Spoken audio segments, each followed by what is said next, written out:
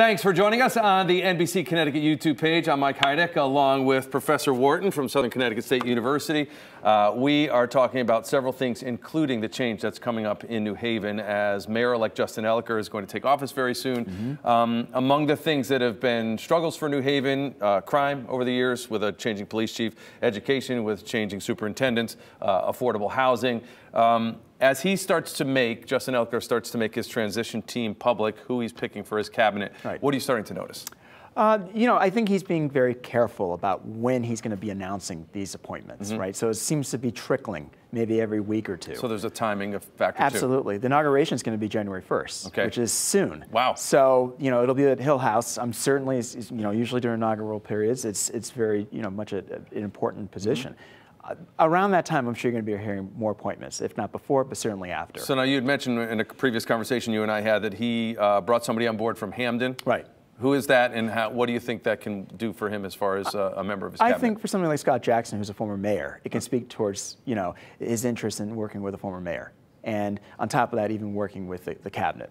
A former cabinet official from our governor's office. Right, you said he was in the governor's office in New Haven. Like many of our major cities, relies significantly on state aid. Yes. Maybe that's a pipeline at least to open conversation in Hartford, do you think? Well, not to mention Scott Jackson's a safe choice.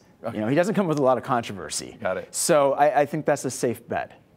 What's the biggest challenge moving forward when it comes to trying to keep some of these decision makers in place? We've seen the police chief leave and go to the private sector, and it was a benefits issue. That was an issue. Yes. Then we've seen the third superintendent. There's an interim superintendent now. Are these all just political fights that lead to these people leaving? Like, why can there not be stability in the police department and the Department of Education? So during the Harp administration, especially in the last term, there have been a lot of changes. And so it's not just in those positions, but even other positions. And so that does happen during mayoral administrations, unfortunately. But this was unique because it seemed as though there were more appointments that really went either unfilled or they were changing constantly. I mean, the concern with education in New Haven, you worry about truancy, you worry about test scores, you worry about college affordability, you worry about kids being able to kind of move on and improve their lives. Right. If there's a new superintendent leading the school every year, it's difficult to get continuity and get a policy going so you can stay on track to improve things. How can they change that particular, is it a political dynamic that moves one superintendent in and out? The continuity matters, especially in education policy. But along the way, we can't forget also in terms of who's the makeup on that board. On the Board of Education. Right. And so the meetings have been very controversial for more than a year. It's been a few years, really, even before Harp got in there as mayor. So the realities of education politics is usually controversial in any city, but in New Haven it's especially, dramatic. And what about I spoke to Mayor Harp about how can you do a better job trying to keep a police chief in place too. New Haven historically has been one of the most violent cities in America. Things are improving in some respects, but they're not doing so well in other respects. Sexual assaults have gone up. Certain kinds of shootings have gone down. Other kinds of shootings have gone up.